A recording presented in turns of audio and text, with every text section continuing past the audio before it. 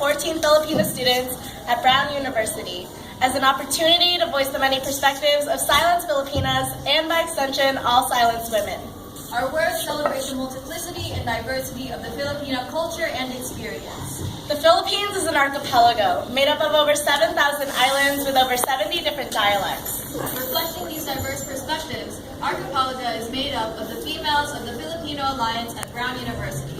Each semester, the members of Archipelag-a collaboratively write, edit, and perform new scripts. This semester, Archipelag-a is Maria Mabel Tanangapayong, Marichelle Ragasa Verano, Alessandra Gonzalez Capobianco, Brianna Holiday Garcia, and Sarah de Sarabia Dayon. Archipelag-a was started in 1995. 1995? That's 20 years. 20 years of writing spoken word poetry. 20 years of sisterhood. 20 years of history. Her story. I was rummaging through our archives, looking through our free rights, drafts, and scripts, looking for the perfect story. A filing box filled with 20 years worth of snapshots from the lives of past Archie members. Their stories are still frames, frozen in time, wholly removed from the context. Who are the strangers in these photos? We're only presented with the relics, the residues, the accidental stains of history. We're never given the full story. And yet somehow it's still cohesive. Individual stories diverge, yet somehow intertwine. A web connecting the narratives of 100 different women brought together by shared experiences. Brought together by Archie. And now it's down to me. Me. It's down to us. To tell our stories. Somewhere on the main island of Luzon, my father's memory is dreaming of America, dreaming of Rod Stewart and lighter skin, of a world-class education and a home to call his own. Pioneers, he called us. Pioneer. Verb. To be the first. As in, my father and I are the first to leave our homes, guinea pig examples for the rest to follow. We hold this burden in our hands, only scared to come back with empty hands and empty hearts. Pioneer. Noun. Synonyms include explorer, settler, colonist, and colonizer. Like my father, I hold a name that comes from a colonizer's tongue, only to speak in a colonizer's language. Like my father, we are born out of violent occupation. I am my father's shadow, cast only when he stands, cast only when he rises. I extend a bit further than he does, only to circle back to our very beginning. I reach the Atlantic, come back to the Pacific. This is our story, but still we hurt. Sometimes I feel like my story isn't my own. Like someone else was meant to play this part and I'm just the understudy. Memorizing lines from a script written for another voice. I desperately tried to fill his empty baby shoes and be the son they lost.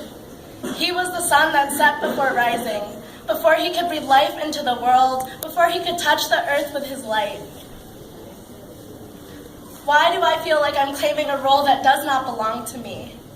I walked miles in ill-fitting shoes before I accepted that he didn't need me to, that I could just be, that I exist not to replace. He may not walk this earth, but his presence is still felt.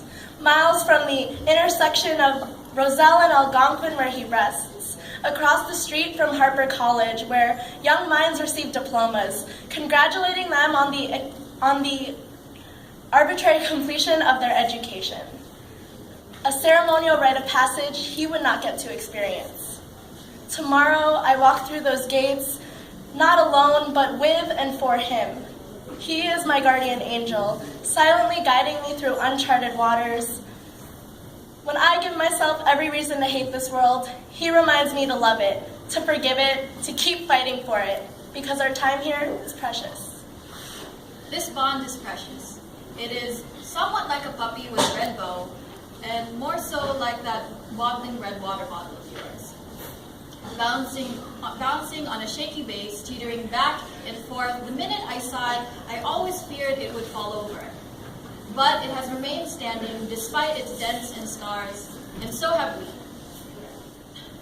We have not been weathered down, but reinforced in our convictions and our connection, one built of moments and memories. It is of tears and smiles, of friendly encounters and family introductions, of funny jokes and awkward laughters, of snowfall and spring blossoms. We have been vulnerable with ourselves and with each other, but we've realized along the way that vulnerability is its own kind of strength. We are not perfect beings, but we have loved and learned so much along the way. You taught me so much, and I wish I would have known that our time together was limited. But you built a strong family through which your story lives on. The life lessons you taught us help us to continue on with our lives.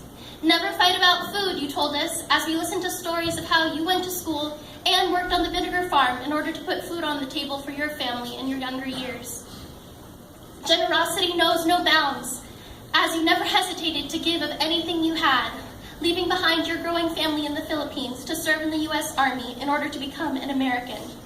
Get a good education, because no one can ever take that away from you. Your family will always be there for you as we all gathered together for Sunday lunch.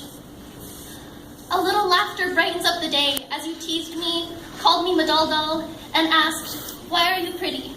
The answer, "Because I look like my papa." Never be ashamed of where you come from, because that's part of who I am. Your story lives on through me and the strong family you built. Every time I try to thank you for what you've done for our family, you always brush it off, saying that you haven't done anything special and that you're just doing what mothers should do. But after coming from a home in which scars and scrutiny stand in the place of hugs and encouragement, you have given me everything, to the point that I feel I've taken too much.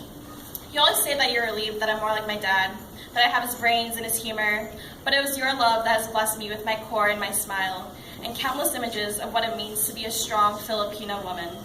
A group of Filipino women sit together, Different heights and skin tones. multiracial and full-blooded islander. They sit together in a circle, passing papers right to left, pouring their words and souls out to one another. What brought us here? We come from all across the world. Chicago, Texas. Florida. The Bay Area. Yet somehow in the circle we are the same, connected by roots that grasp themselves firmly in island soils. Histories which follow the movement of our people across the oceans, and the struggle to find our place as Filipino women. We are island daughters, born out of foreign soil, fighting to be heard. We are sisters, not by blood but by soul. By sound. Voices overlapping, reaffirming, echoing.